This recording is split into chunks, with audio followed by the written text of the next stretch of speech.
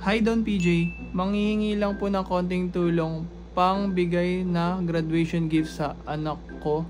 Bagong graduate po siya. Maraming salamat po. Before po ako magbigay ng Gcash, gusto ko lang po sabihin na congratulations po sa inyo at sa anak mo. Wala pong problema sa akin yan. Magbibigay po tayo. Ito guys, sinenda ko na po yung bagong graduate na supporter natin. Sana po ma-enjoy nyo and sana po makakain kayo or mabili nyo yung gifts na gusto ng anak nyo and mas pagbutihin nyo pa po sa school. So maraming salamat po sa support and na-appreciate ko po kayong lahat. Sana po mas mapabuti ko pa po yung mga vlogs na ginagawa ko since bago lang po ako. Medyo nahihiya pa po ako sa camera and parang feeling ko po hindi pa ganun kaganda yung mga ginagawa ko. Pero gagawin ko pa rin po yung best ko. Ayun lang po. Maraming salamat. Bye po.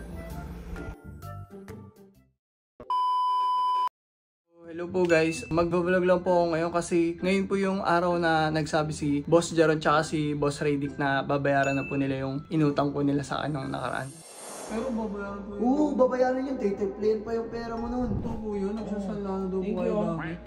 Wala na rin po yung pera.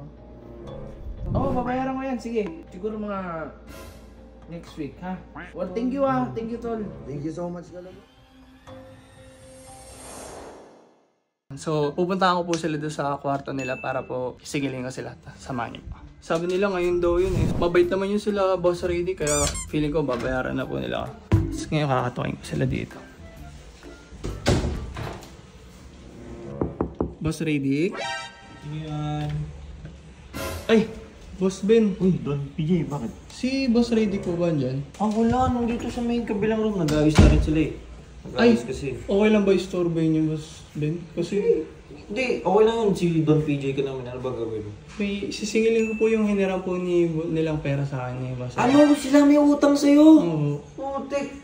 Hindi, babalik daw po nila. Sabi nila ngayon po yung babayaran. Sige, Boss Ben. Samahan niya, video na kita. Ay, sige po. Nandiyan lang. Sige, katukin mo.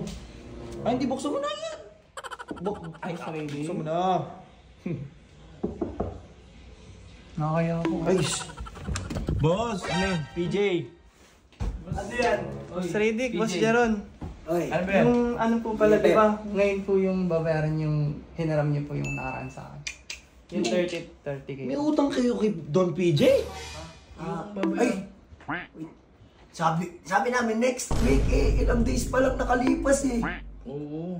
Ay, hello. Kasi last money ko na yun. Di ba sabi ko nung Last nakaraan? money. Basta sure to, Boss Oo. Jaron. Sure Ito na yan. lang po kasi last na pera ko eh.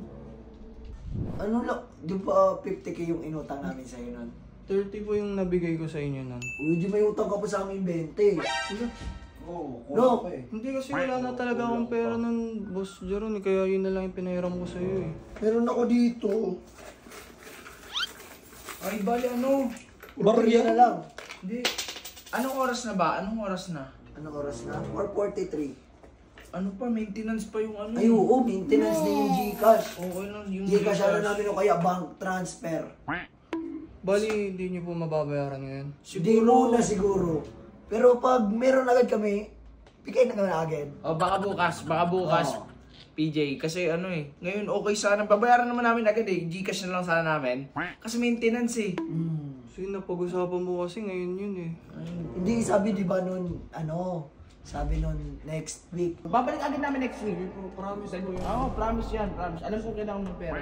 Kailan lang yun? Nung isang araw lang ata yun eh. Oo, Ang bilis mo naman maningil. Bayaran yun na kasi, boss. Kasi Hindi, ganito na lang PJ, siguro mga mamaya update ka namin. Baka Oo. maganda na lang kami mag-withdraw.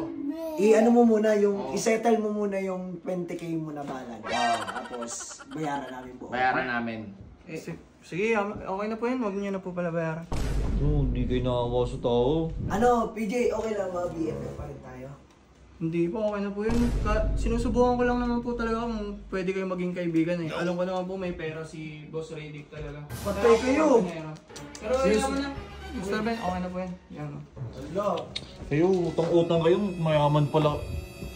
Dun, ano po yung di ka pumayag? Yan mo na yun. Okay lang yun. Mr. Ben, trinay ko Okay lang lang kasi. 30,000, okay lang sa'yo? Okay lang po yun. Marami pa naman pong babalik eh. Ang ano ko lang po kasi yung pagkakaibigan namin. Kala ko talaga maging kaibigan. Tama yan, ang bait mo talaga, Budol. Pero okay na po yun. Mr. Ben, ko na.